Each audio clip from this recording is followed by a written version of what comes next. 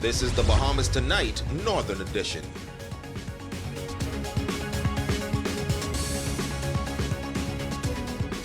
This is the Bahamas Tonight, the Northern Edition. Good evening. I'm Atalia Hall. Thank you so much for tuning in.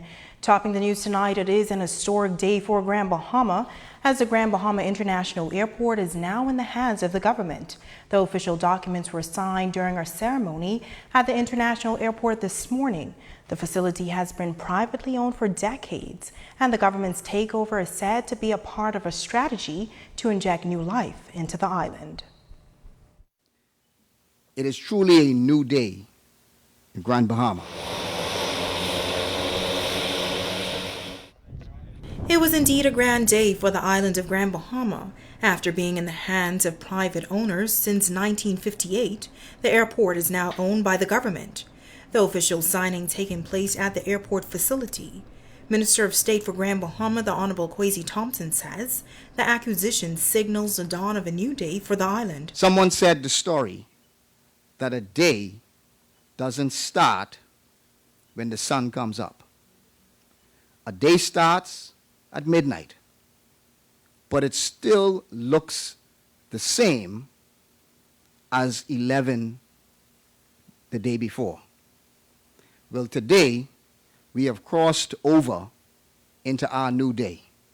And although some parts may not look different, the dawn is coming. Acting Chairman of the Grand Bahama Port Authority, Sarah St. George, also sharing in the momentous occasion. She says Grand Bahama is now turning a new page.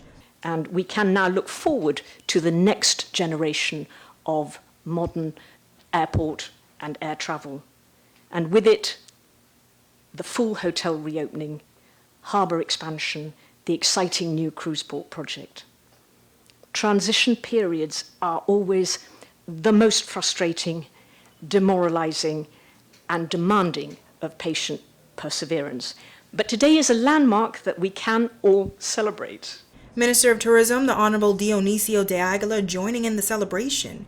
He calls it a great achievement, as the Airport Authority now owns 30 airports in the country. In addition, the Airport Authority, its subsidiaries, and any eventual private sector operator of this airport will not be subjected to any license fees from the Grand Bahama Port Authority once the government retains 100% ownership of this airport.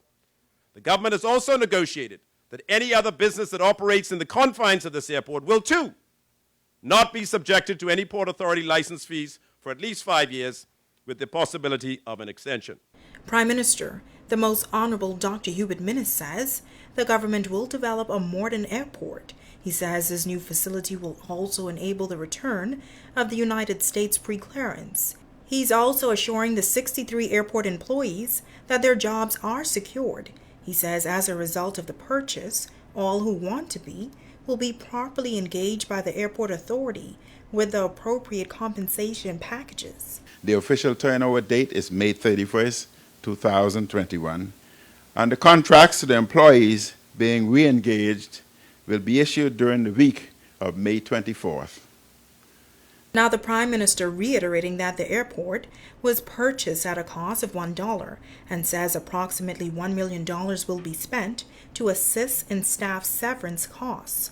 The request for the proposal for the redevelopment of the new Grand Bahama International Airport is underway and is expected to be issued within the next 3 months. The Department of Aviation is working closely with our international consultants, Lee Fisher. This group has helped to successfully steward similar projects in our region to issue a market-leading RFP so that market can drive the process. We are pleased that there is high interest in the airport development to continue to receive many inquiries for the redevelopment of this airport. Accordingly, we engaged Lee Fisher in order to be transparent in the development of the facility and in awarding a contract to a new management partner. Now a special purpose vehicle, which is known as the Freeport Airport Development Company Limited, has already been formed by the Office of the Attorney General. And the Freeport Airport Development Company Limited will source the financing. Further, passenger facilities, and other user fees, as well as the revenues to be generated in operating this facility, will service the debt of the company. Now, the nation's leader also announcing that pending the redevelopment of the Grand Bahama International Airport, some $1.5 million will be invested to rebuild the control tower, the customs warehouse, and the management spaces for the various airlines. Now, the Grand Bahama International Airport has always been a private facility owned and operated by the Grand Bahama Port Authority and recently Hutchison Port Holdings. For decades, many Grand Bahamians have called for the government to take control of the facility for the good of the tourism economy. Tonight, the acting chairman of the Port Authority outlines the challenges the private entity has endured over the years. Jamila Mizik reports. The acquisition of the Grand Bahama International Airport by the government of the Bahamas heralds a new era of aviation for the island. Those sentiments shared by acting chairman of the Grand Bahama Port Authority, Sarah St. George, at the official handing over ceremony on Thursday.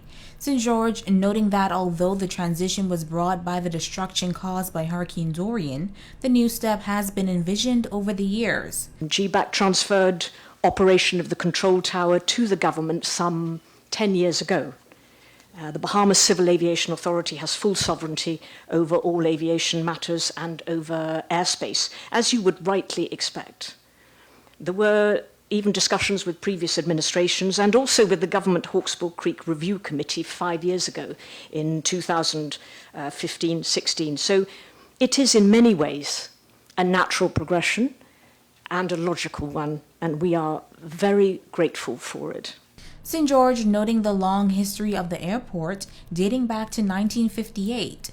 Prior to the current facility, Grand Bahamas Airport was situated in West End. However, she says after the signing of the Hawksbill Creek Agreement, Freeport began to grow as a city, thus the need for another airport. In 1958, the GBPA commissioned this airport, and while it was not a requirement under the Hawksbill Creek Agreement, what began as a small undertaking quickly morphed into the largest privately owned airport in the world, with an 11,000-foot runway, equivalent in length to the runway at Gatwick Airport.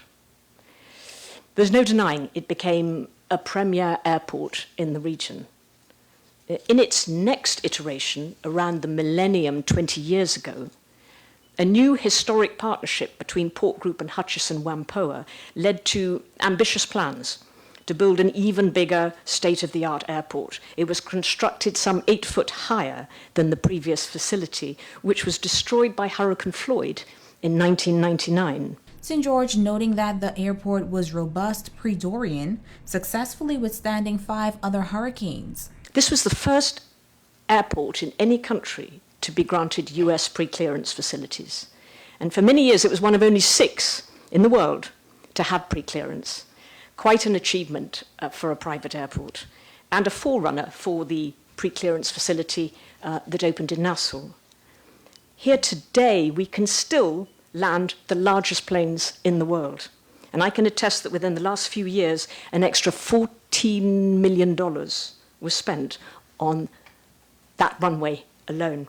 She concluded by acknowledging and thanking Hutchison for their commitment and contribution to the airport for the last 2 decades.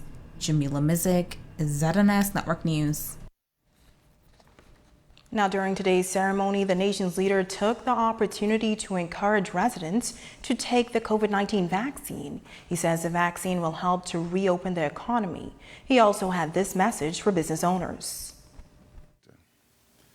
Kindly encourage all of your employees to become vaccinated. Because if your employees are vaccinated and one individual enter your premises who has evidence of COVID, you need not close your premises. You can continue. If one of your employees is not vaccinated and has COVID, and the remainder of your employees are vaccinated, you need not close your premises. Your business can continue. However, if your employees are not vaccinated and an individual enter your premises who has evidence of COVID, then your business is subsequently closed temporarily for cleaning, thus jeopardizing your economic progress. And he says for those who are not vaccinated, employers should have those employees take an RT-PCR test weekly to not jeopardize others. In other news, it has become a much anticipated event is the annual Grand Bahama Business Outlook. This year's seminar taking place via Zoom. Keynote speaker, the Minister of State for Grand Bahama, giving an update today on a number of government projects, including a more resilient renewable energy infrastructure from East Grand Bahama. Rumiko Knowles reports. According to the Minister of State and Minister of Finance, the Honorable Kwesi Thompson, Phase 1 of the installation for microgrids in East Grand Bahama is set to begin in September of this year, while Phase 2 will begin in November, an investment of $4.9 million. Microgrids will allow this area to be powered by renewable energy while running independently from the main power grid. Solar-powered energy will be used to reduce our reliance on imported fossil fuels, while simultaneously minimizing the impact on our environment. The isolation feature will become particularly useful in the event of future natural disasters, as the microgrids can separate themselves from areas experiencing complications. In East Grand Bahama, he says that the government has already begun its solar street lighting project. Solar lights will be installed on poles to provide much needed lighting for residents of McLeanstown, Sweetings Key, Pelican Point, High Rock, Freetown, and Waterkey. The work is estimated to be completed within 2 months. Some 8 to 10 persons will be directly employed on the project.